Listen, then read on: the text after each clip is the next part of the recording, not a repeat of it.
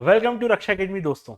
आज हम रट्टा मार सीरीज का दूसरा वीडियो लेके आ रहे हैं और इस नए वीडियो में आप देखेंगे कि भाई साहब मंदिर निर्माण की शैलियां जो कि स्थापत्य के अंतर्गत आपको दिखाई दे रही हैं। मेरा नाम है वकुल गोहिया। मैं लगातार पिछले 4 वर्षों से इंटरव्यू दे रहा हूं। प्री का ठीक ठाक अनुभव है और इसी अनुभव का आप लाभ उठाएं। पंकज परमार सर जो डिप्टी कलेक्टर बने 2023 में, चेतना मैडम जिन्होंने 3 इंटरव्यू दे चुके हैं, और हम तीनों ने ये सीरीज बनाई है ताकि आप लोग इसका बेहतरीन से बेहतरीन तरीके से उपयोग कर सकें। क्योंकि इसका जो पीडीएफ है, ये जो पीडीएफ आपको दिखाई दे रहा है वो रक्षा एकेडमी के टेलीग्राम चैनल पर आपको मिल जाएगा। तो आप रक्षा एकेडमी का टेलीग्राम चैनल ज्वाइन करें, लेकिन मैं फिर भी आपसे आग्रह करूंगा कि कृपया करके क्लास देखिएगा, क्योंकि क्लास में कई बार कुछ ऐसे फैक्ट आपको मिल जाते हैं जो कि आपके लिए बहुत महत्वपूर्ण साबित हो सकते हैं। चलिए, यहां से क्वेश्चन आया है। मैंने पहले भी आपको बोल रहा हूं, अभी भी यही कह रहा हूं कि जितनी भी जो क्लासेस दिख रही हैं आपको पीवाईक्यू बेस्ड पर ही दिखाई दे रही हैं। मैं आपको बताऊंगा थोड़ी देर बाद कि पीवाईक्यू कौन सा आया था। चलिए शुरू करते हैं। मंदिर निर्माण की शैलियां। मंदिर निर्माण की शैलियां देखिए, मंदिर स्थापत्य के जो है प्रारंभिक प्रयास 250 से 300 ईसा पूर्व के दौरान किए गए। अगर मैं इसको दूसरी भाषा में भी कहूं आपसे, तो मंदिर स्थापत्य की जो वास्तविक नींव है गुप्त काल के दौरान की गई थी। किस शासन काल में? गुप्ताज के शासनकाल में मंदिर निर्माण की शैलियों की या मंदिर स्थापत्य की वास्तविक नींव शुरू कर दी गई थी। भक्ति आंदोलन के प्रभाव के लिए बड़ी संख्या में क्या बनाए गए थे? मंदिर बनाए गए थे भक्ति आंदोलन के प्रभाव के लिए। इस काल के प्रमुख जो मंदिर हैं पंचायतन शैली में बनाए गए हैं। इस शैली में बनाए गए। पंचायतन शैली बेसिकली क्या होती है भैया? एक मंदिर जो मुख्य मंदिर बीच में हो, देखिए मुख्य मंदिर केंद्र में हो और 4 सहायक मंदिर कोने कोने पर हो। उदाहरण क्या है? कंदरिया महादेव मंदिर, जो कि कहाँ है आपका? कमेंट करके बताइएगा, खजुराहो में है। ठीक है, सबको पता होगा। मंदिर निर्माण की शैलियों की बात करें तो मंदिर निर्माण की शैलियां इस प्रकार है। बेसिकली हम 3 प्रकार की शैली देखते हैं। पहली होगी आपकी नागर शैली, द्रविड़ शैली और बेसर शैली। नागर शैली की बात करें तो नागर शैली उत्तर भारतीय मंदिर वास्तुकला की क्या है? ये प्रमुख शैली, मतलब हिमालय से लेकर विंध्य पर्वत तक इस शैली नागर शैली के मंदिर आपको दिखाई देने वाले हैं। विशेषता क्या है? आधार से शिखर तक चतुष्कोणीय रेखीय ऊंचे शिखर होते हैं जो आमलक डिस्क कलश पर जाकर क्या होते हैं? समाप्त होते हैं। डिस्क मतलब जो कलश रहता है ना, उसके नीचे वाला जो पोर्शन रहता है चौकोर आकार का, उसे आप क्या कहते हैं? आमलक कहते हैं। जिसमें गर्भगृह, मंडप और क्या रहता है? परिक्रमा मार्ग, प्रदक्षिणा मार्ग, जिसको आप कहते हैं कि मंदिर की चारों ओर क्या कर लो आप? परिक्रमा कर लो। अगर बात करेंगे आप नागर शैली के प्रमुख मंदिर कौन कौन से हैं, क्योंकि देखिए ये जो रट्टेमार सीरीज है ना, ये समझाने वाली सीरीज नहीं। एक बात का ध्यान रखिएगा आप, इसमें समझने के लिए और डीप में समझना है आपको तो आप रणनीति 51 बैच ज्वाइन करें। यहाँ पर डायरेक्ट खाने को मिल रहा है आपको। डायरेक्ट आम मत देखो कौन सा आम है, सीधे खा लो उसको तो आप। ठीक है। सूर्य मंदिर कोणार्क, सूर्य मंदिर कोणार्क, जगन्नाथ मंदिर पुरी, कंदरिया महादेव मंदिर कौन सा? खजुराहो में है। कंदरिया महादेव कहाँ है? खजुराहो में। किस शैली में बना हुआ है आपका?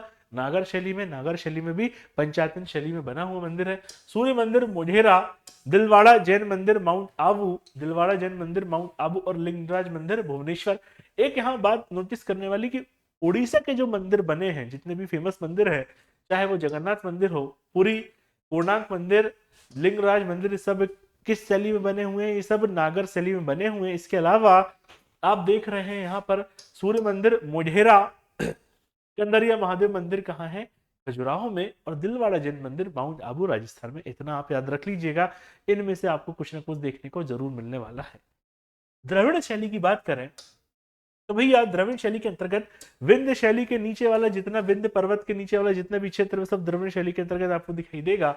दक्षिण भारत में विकसित वास्तुकला की एक प्रमुख शैली है। ठीक है। अगर हम बात करें इसकी विशेषताओं की तो शिखर जो है विमान होते हैं, बहुमंजिला इमारत के होते हैं। ये बहुमंजिला इमारत के मंदिर होते हैं। अंत में स्फूर्तिका के साथ क्या हो जाते हैं? समाप्त हो जाते हैं।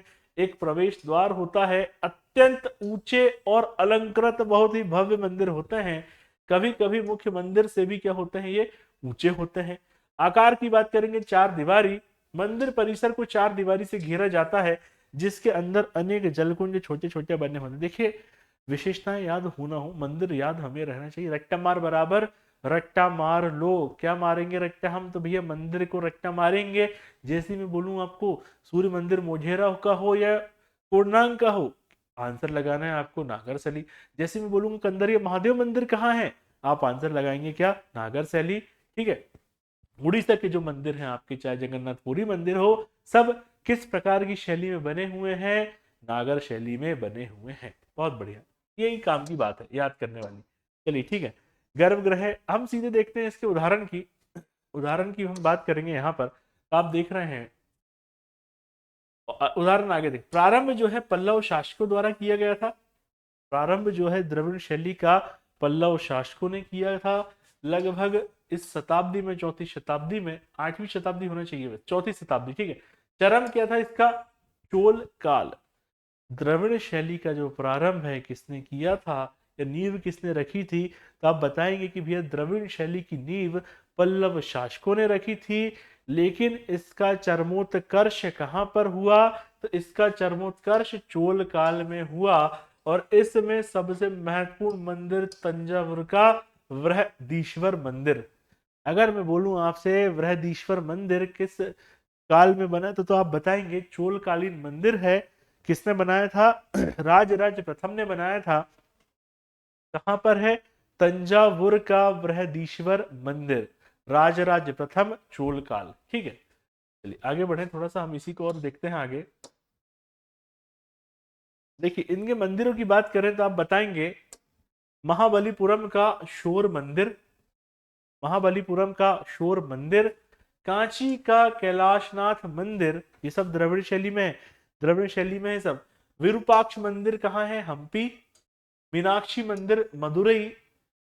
ऐरावतेश्वर मंदिर और वातापी तथा ऐहोल के मंदिर, ये सब किस शैली में बने हुए हैं? ये सब आपके द्रविड़ शैली में बने हुए मंदिर हैं। अगला हम बात कर रहे हैं बेसर शैली की। तो बेसर शैली क्या होगी? नागर शैली और द्रविड़ शैली को मिला देंगे आप तो क्या बन जाएगी? आपकी बेसर शैली बन जाएगी। इस बेसर शैली को चालुक्य या कर्नाटक शैली भी कहते हैं। बेसर शैली को चालुक्य या कर्नाटक शैली भी कहते हैं। विस्तार की बात करें, विंध्य पर्वत से कृष्णा नदी के दक्कन क्षेत्र तक विकसित है। चालुक्य शासकों के मंदिर हैं, मंदिर बनवाए गए हैं। शिखर की बात करेंगे तो गोलनाकार, अर्ध गोलनाकार होते हैं। ठोस चबूतरे पर क्या होते हैं? ये स्थित होते हैं। इंपॉर्टेंट फैक्ट, फैक्ट क्या करना है आपको? मंदिर ही याद करना है। जगन्नाथ मंदिर देवगढ़ झांसी बेस्तर शैली का बना हुआ है। कौन सा? जगन्नाथ मंदिर देवगढ़ झांसी। एहोल मंदिर एलोरा, ये भी बेस्तर शैली में बना हुआ है आपका। लाडखा मंदिर बदामी का जैन मंदिर, सोमनाथपुरा का मंदिर और वेलूर और होलेविड के मंदिर, ये सब किस शैली में बने हुए हैं? आपके बेसर शैली में बने हुए हैं। थोड़ा याद करना पड़ेगा आपको, बार बार बार। देखिए हमारा काम था आपको बताना, हमारा काम था आपको पीडीएफ देने की कोशिश करना कि आप याद करें। इन पीडीएफ को डायरेक्ट आपको परोस रहे, सीधे सीधे आपको याद करना है, इतना याद तो करना पड़ेगा। ठीक है। चलिए थोड़ा सा और आगे बढ़े हम यहाँ से, और आगे बढ़े यहाँ से हम। ठीक है। तो आप देखेंगे गुप्तोत्तरकालीन स्थापत्य की हम बात करेंगे तो भाई साहब इस काल में जो है दक्षिण भारत के चालुक्य और पल्लव वंश क्या है? आपके प्रमुख है। चालुक्य और पल्लव वंश प्रमुख है। तो हम सबसे पहले देखते हैं चोलकालीन स्थापत्य। चोलकालीन स्थापत्य में अभी थोड़ी देर पहले ही आपसे से बात की गई थी कि तंजौर का शिव मंदिर, जिसे बृहदीश्वर मंदिर नाम से भी जाना जाता है, इसका निर्माण किसने कराया था? राजराज प्रथम के युग में हुआ था। तंजौर का बृहदीश्वर मंदिर चोलकालीन मंदिर है, याद रखिएगा। तंजौर का बृहदीश्वर मंदिर चोलकालीन मंदिर। गंगई कोंड का मंदिर और नटराज शिव की कांस्य मूर्ति, ये क्वेश्चन भी बार बार पूछा जा चुका है, आपके पीवाई की आधारित क्वेश्चन। ये नटराज की कांस्य मूर्ति किस काल से संबंधित है? तो चोल काल से संबंधित है। आगे बढ़ेंगे आप, पल्लव कालीन स्थापत्य की आप बात करेंगे। इस पल्लव कालीन स्थापत्य में आप देखेंगे पल्लव स्थापत्य कला ही दक्षिण कला शैली का आधार है। यहीं से क्वेश्चन, पल्लव स्थापत्य कला ही दक्षिण कला शैली का आधार है। इसी से दक्षिण भारतीय स्थापत्य के 3 अंगों मंडप, रथ तथा विशाल मंदिरों का जन्म हुआ। मतलब दक्षिण की जो शैली है इनमें 3 चीजें जरूर दिखेगी आपको, मंडप, रथ और विशाल मंदिर। पर्सी ब्राउन नामक विद्वान ने इन पल्लव कालीन शैलियों को 4 शैलियों में वर्गीकृत किया और इन 4 शैलियों को इन्होंने 4 शासकों के नाम से वर्गीकृत करने का प्रयास किया। तो भैया सबसे पहली है महेंद्र वर्मन शैली।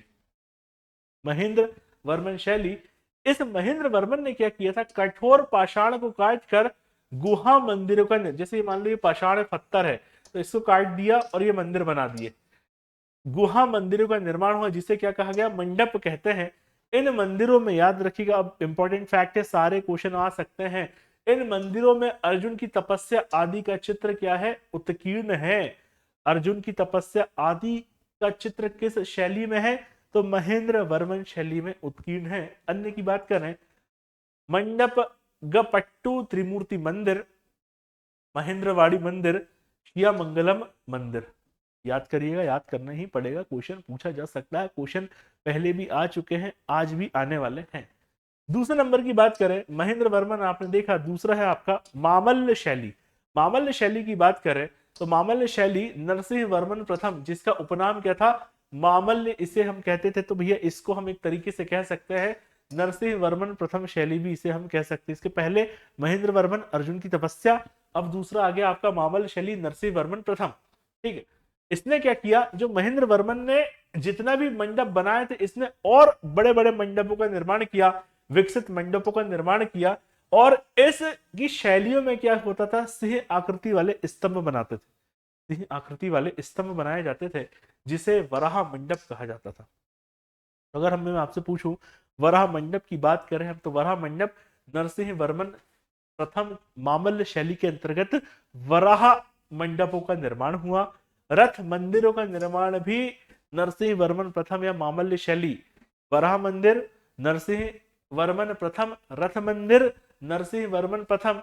और इस रथ मंदिर को एकाश्मक कहते हैं, मतलब एक ही चट्टान को काटकर बनाए गए मंदिर जो रथों के समान दिखाई देते हैं, इसलिए इन्हें एकाश्मक मंदिर कहते हैं। और ये जो है सप्त पैगोड़ा नाम से जाने जाते हैं। इसमें अर्जुन रथ, भीम रथ, द्रौपदी रथ इत्यादि शामिल हैं। ठीक है, सप्त पैगोड़ा की बात करेंगे मामल्य शैली में आएगा। एकाश्मक मंदिर या रथ मंदिर की बात करेंगे मामल्य शैली में आएगा। वराह मंडप की बात करेंगे मामल्य शैली में आएगा। ठीक है, अर्जुन तपस्या कहां कर रहा है, महेंद्र वर्मन में कर रहा है। अर्जुन तपस्या कहां कर रहा है, महेंद्र वर्मन में। मामल्य शैली में क्या क्या आ गया, वराह मंडप आ गया आपका, रथ मंदिर आ गए आपके, और सप्त पैगोड़ा आ गया। उदाहरण देखें, वराह मंडप, पंच पांडव मंडप, गंगा अवतरण की विशाल नक्काशी, ये सब जानकारी आपको कहां मिल रही है, नरसिंह वर्मन प्रथम या मामल्य शैली के अंतर्गत आपको मिल रही है। ठीक है, गंगा अवतरण की विशाल नक्काशी, वराह मंडप, सप्त पैगोड़ा, रथ मंदिर, एकाश्मक मंदिर इत्यादि। ठीक है, चलिए आगे बढ़े आप।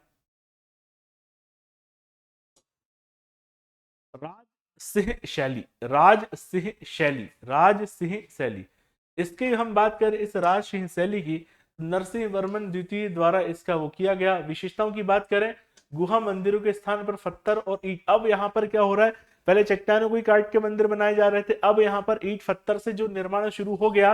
राज सिंह शैली के अंतर्गत ईंट पत्थर से मंदिरों का निर्माण बनना शुरू किस शैली के अंतर्गत हुआ, तो भैया बताएंगे आप, राज शैली से ईंट और पत्थर के मंदिरों का निर्माण शुरू हो गया।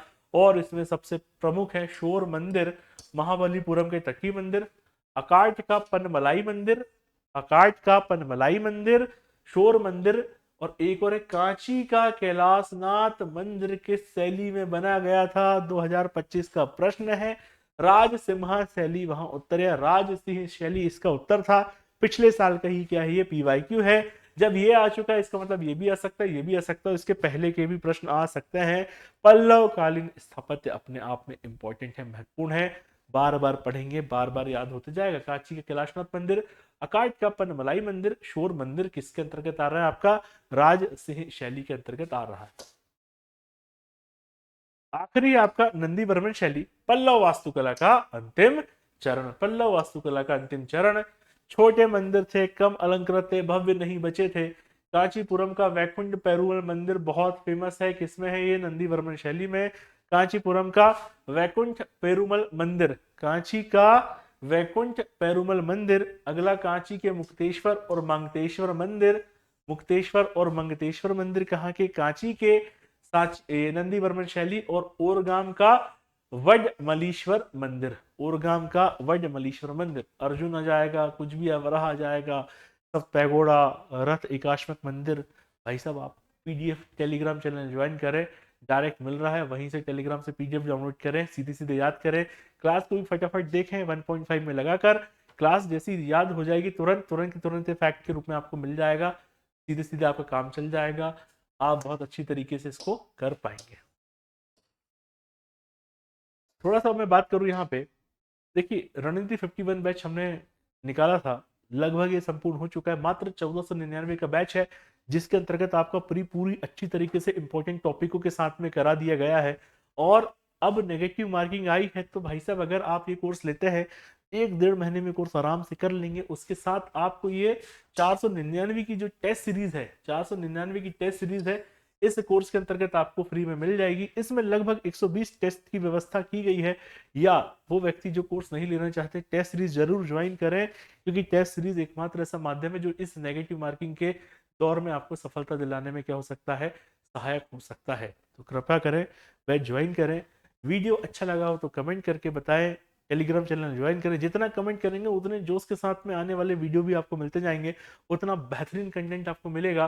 तो रक्षा अकेडमी को चैनल ज्वाइन करें, सब्सक्राइब करें। जय हिंद।